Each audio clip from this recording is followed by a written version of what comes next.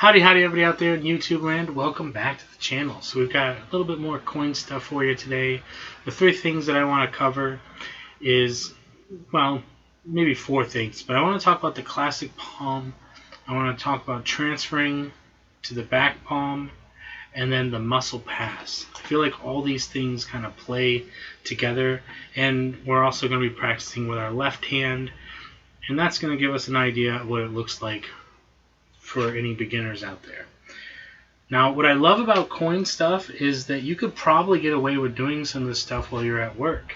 If you're walking around and you have your free hands, especially if you're in a face-to-face like retail job, you can kind of hold the coin in your hand and just talk to people and direct and do whatever you need to do. And you can practice those transitions that are going to be so necessary for when you do your full routines. Because with coin work, the thing to keep in mind is that everything that you do with the coin is a flourish. Coin magic is a flourish by nature. You make the coin disappear, reappear. You change it into something else. So many different things to consider here. And the transitions need to be beautiful. You can do visual. You can do quick vanishes, however you want to do it.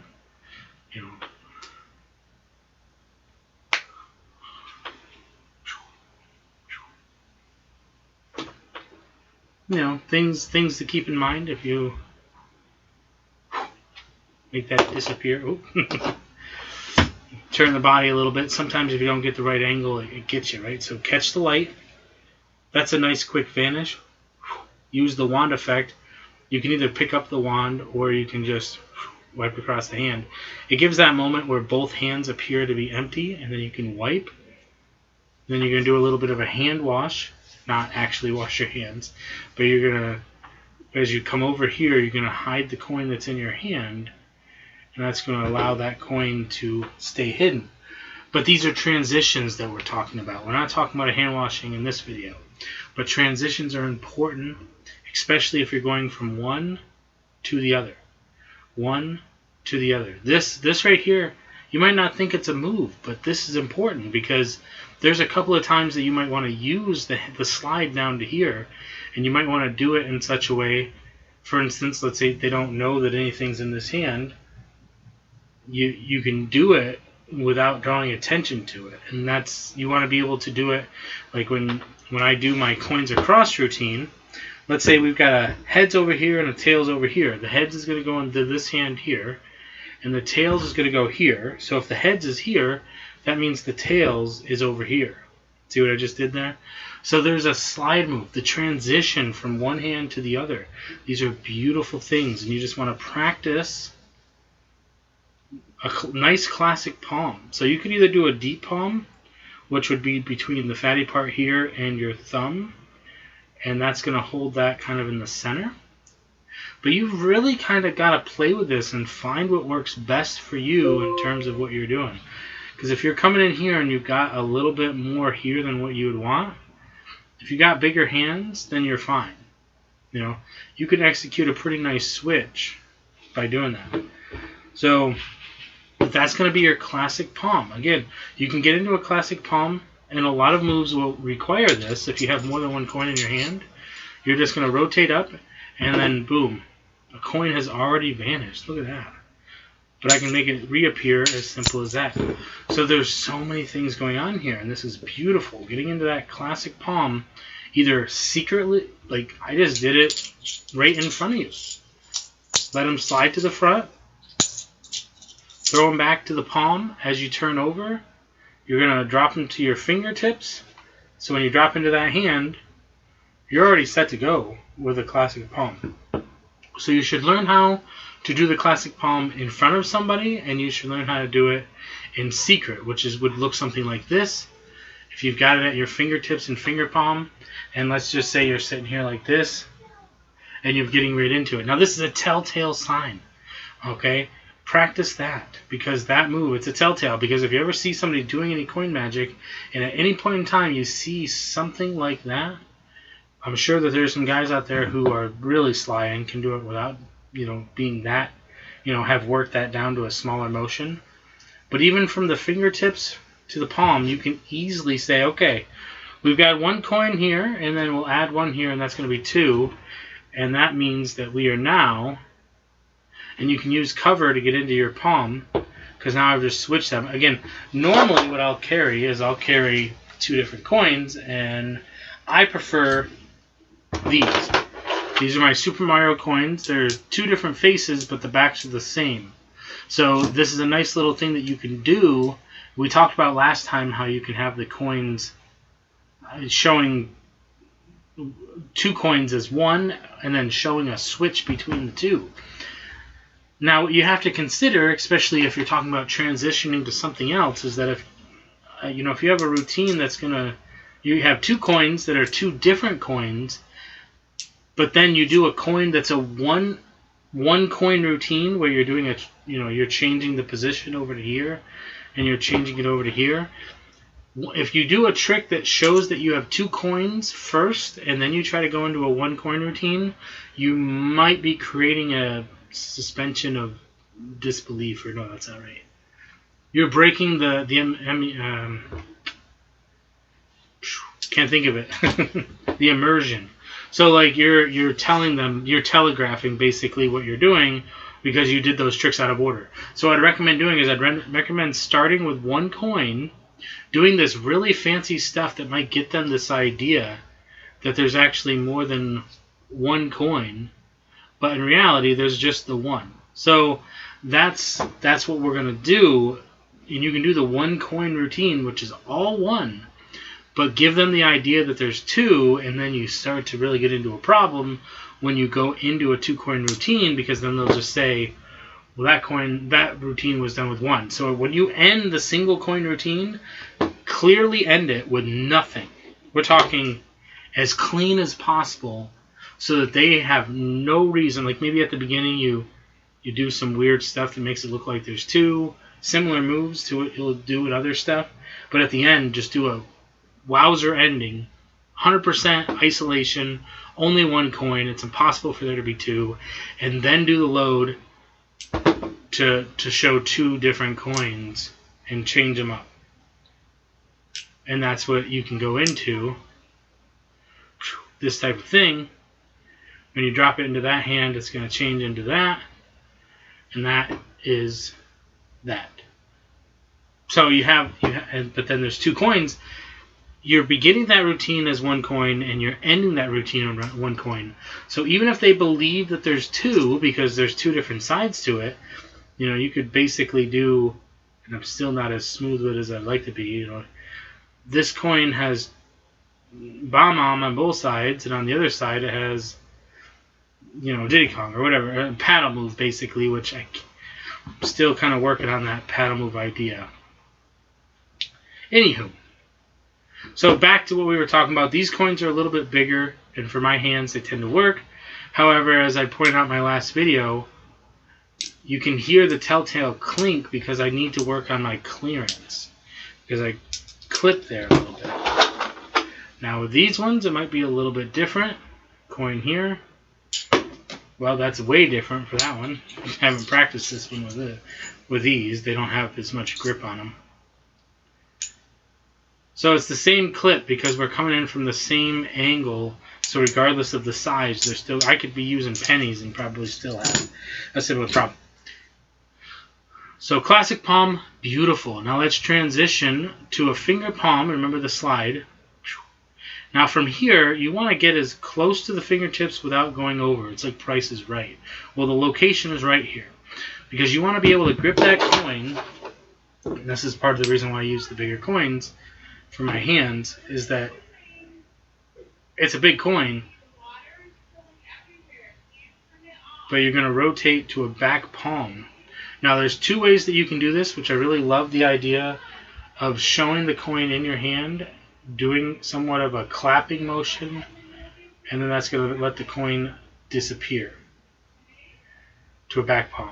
Now what I would recommend is I'd recommend getting a coin that fits you perfectly, which this is almost just about right, because if I go to do it with this one, I got this telltale little thing here because I have weird pinkies, and it's not quite, it's just a little bit too big, if that makes sense. it's just a little bit too big. You can make the coin reappear. And it's a hard move. It's a good move to practice, but it's a hard move. So once again, and again, like I say, that you could do it with cover from the hand, or you can do placement down. You're going to hide the back, rotate in and around, and then rotate around to show this side. And then you can put your thumb on there, but you can leave your hand open, or you can go into a classic palm. From a classic palm, that's why we have extra coins. From a classic palm, you can close your fist and kind of use your thumb a little bit to push off the base to let it fall on the finger area and then open into that.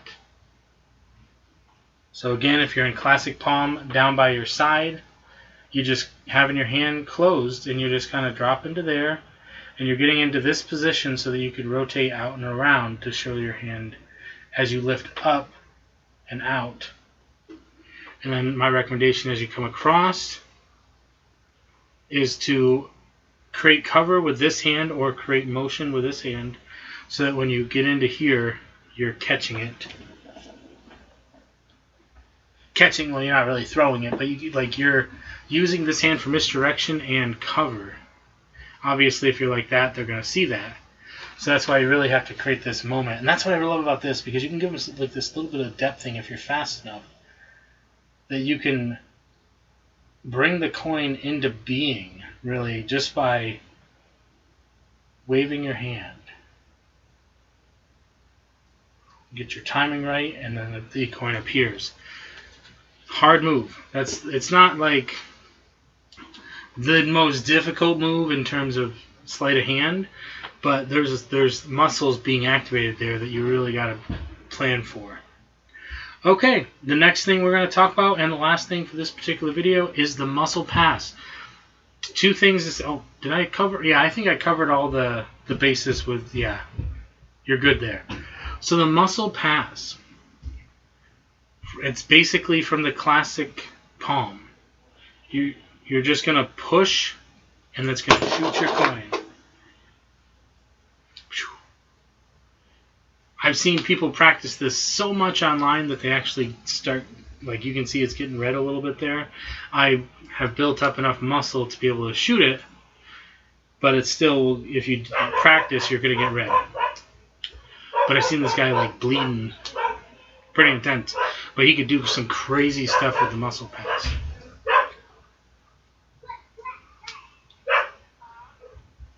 So there's two things you can do with the muscle pass. One is the classic, which is to drop, and then see, that's why I'm not a ball player. I can't catch.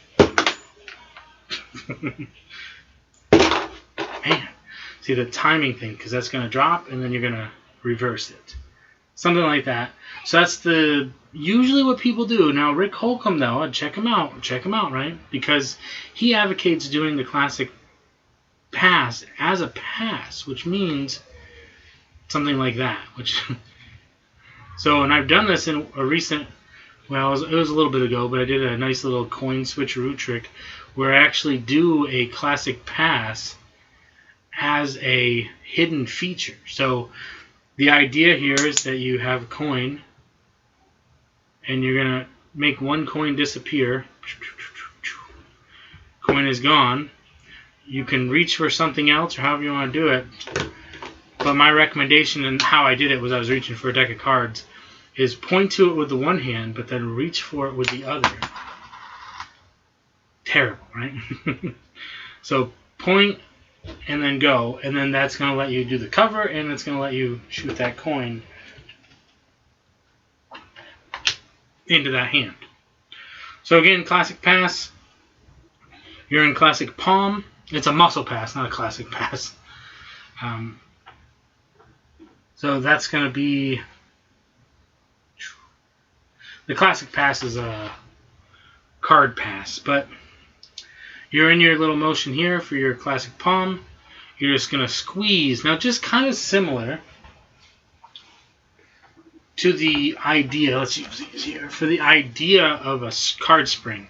So when you do your spring, you're basically using the two fingers or more fingers, but you want it to come off from the thumb. And it's the same idea here, Because as you get this into your classic palm, you want to spring it from here to shoot it up.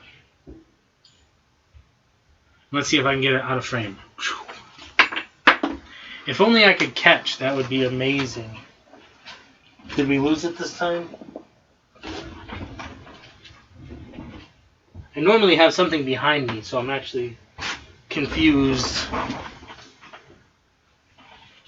There it is. It's way over here in front of me. Just rolling around.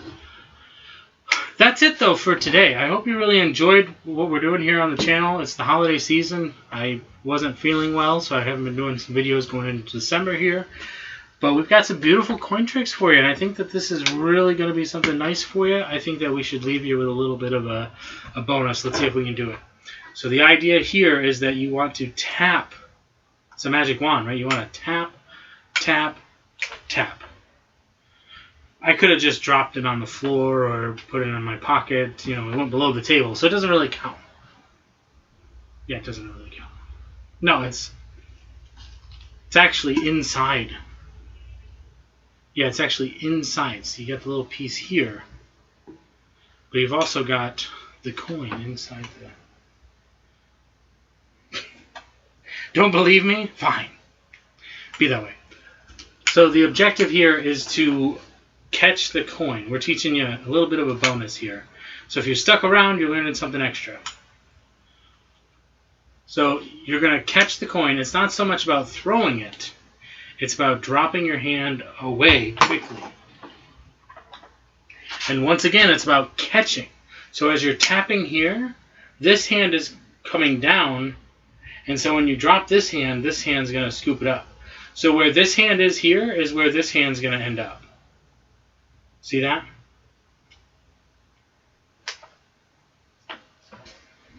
And it's gone. Never to be seen or heard from again. Just remember that little pro tip for you there. Learn that from Doug Kahn. Just make sure that you're dropping and not throwing. Dropping, dropping, and then timing. It's all about timing. Everything is all about timing. Everything in life is about timing. So there it is. Hope you guys enjoyed. Remember, stay positive, stay active, and stay awesome. Don't forget to subscribe and click the video for you. That's really going to help you out. And it's going to help me out. It's going to help everybody out. We'll see you next time.